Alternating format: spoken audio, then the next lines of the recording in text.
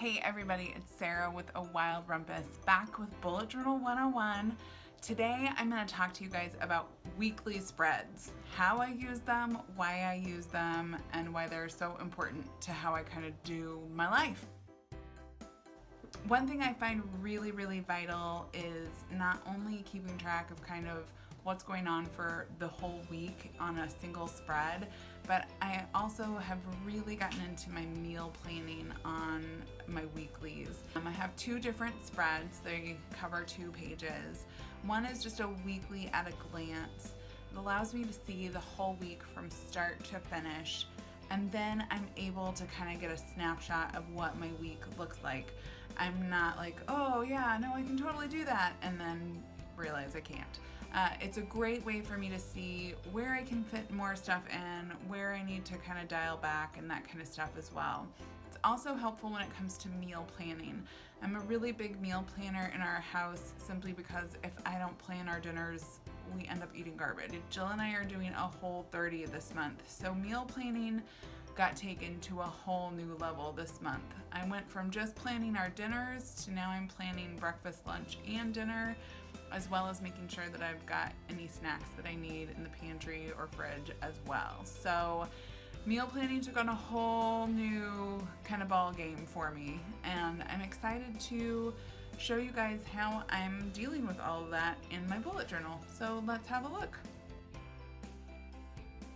So like I said, the weekly spreads are really vital to me kind of keeping up on what I'm supposed to be doing and making sure that everything is getting finished. They're like an at a glance versus the detailed list that my dailies are. So this is what I was doing when I was first doing weekly layouts. I had more of a vertical view, so this was my appointments and this was certain activities or that kind of stuff that happened on a day. And then I had like a brain dump things to do list, and then things that were really important that I do that week at some point. I didn't do any tracking or anything like that on these. I tried in the very beginning when I started doing weekly spreads to do tracking and found that it didn't really work at that point for me. But I wanted to try something new for 2017. So I started playing at the end of December. I started playing with weekly spreads and came up with one that I really like. This is how I'm currently doing weekly spreads. We have a little bit of something for everybody in here. But I am doing some light tracking with tracking my water here and tracking my sleep. I have found that to be incredibly rewarding for some reason, tracking my sleep. I'm not exactly sure why, but I stinking love it. So this is the first layout that I did for the month. As you can see, I forgot to track water over the weekend, but I was able to still track my sleep thanks to my Fitbit. Thanks, Fitbit. I also had a self-care tracker here that I didn't do this week, but I think I'm gonna add back in because I do feel like that really gives me what I need to make sure that I'm doing, 3 little things every day.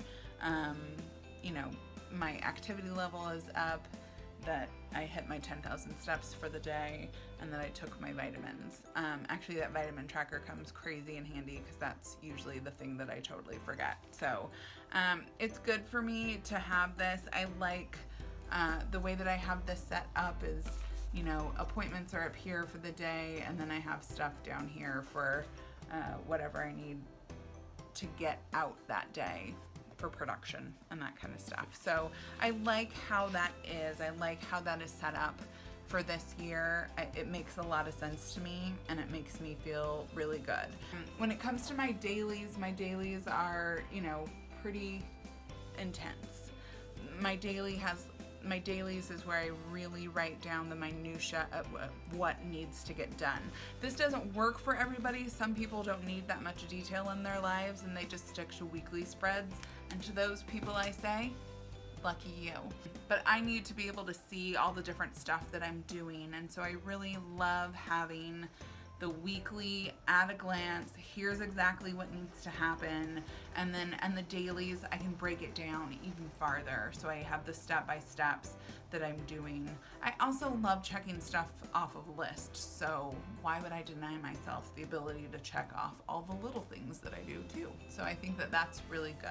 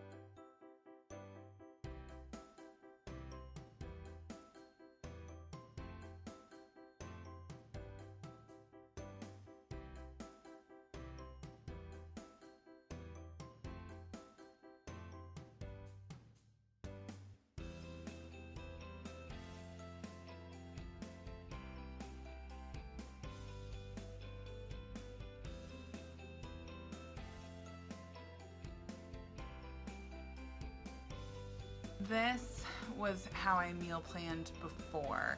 Basically what I would do is just write down the dinners that we were gonna have for the week, ideas of what to have for breakfast and what to have for lunch, and then I had a shopping list for what I needed from Sam's Club or Costco, what I needed from the local grocery store, and then anything I needed to do to prep ahead of time. I love meal prepping because it saves my bacon like all the time. Not my literal bacon though. I wish it saved literal bacon. That would be amazing. What meal planning does for me is it gives me a really good idea of how we're gonna eat for the week. My husband is not much of a cook. My mom is not much of a cook. And as they are the only other adults in the house, the cooking kind of falls on me. So I'm a great cook. I don't know how that happened since neither of my parents really were much for cooking things that did not come in boxes, but I love to cook and I love to stay away from boxed foods. I really like fresh. I live in Sacramento, California. We are the farm to fork capital of the world. So it's no surprise that I love fresh food and I love preparing meals for my family. So it had often been that I would just try to work out dinner. Breakfast and lunches really kind of figured themselves out. But then I started a Whole30 and breakfast and lunches I needed to know what was going on with those. So I came up with a new spread. Also, since I'm doing a Whole30, I'm getting things from other places other than just Costco and my local grocery store. I'm also hitting up Trader Joe's and buying stuff off Amazon too. But this is how I have set up my layout for my Whole30s. So you can see I have breakfast, lunch, and dinner for each meal. And then I have a list for things I need from Costco, from Dailies, Trader Joe's, and Amazon. I tried to order my favorite coconut milk off Amazon this morning and it is not available until the 16th. So looks like my trip to Trader Joe's got pushed up a day. So I'll be grabbing coconut milk from there today. But what I like to do is just put down what we're gonna have for each meal. I also, if there's a cookbook that I'm using, I write down the page number of the cookbook that it's in, so I'm not like frantically trying to figure out which cookbook it was in, because I have about 20 paleo cookbooks. A few years ago when I was really heavy into weightlifting and that kind of stuff, I was a hardcore paleo eater. I took a couple years off of that for my mental health, but this Whole30 has been a long time coming, and I'm really excited to kind of delve into it. But that's how I've been planning my meal plans for Whole30. Check it out.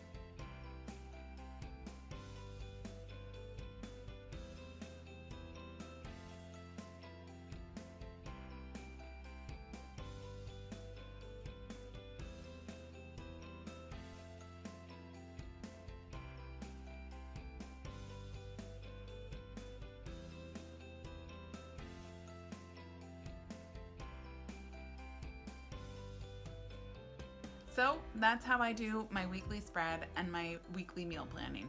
I hope you found it helpful and that you can find a way to incorporate it into your own planning. Have some questions about the layout?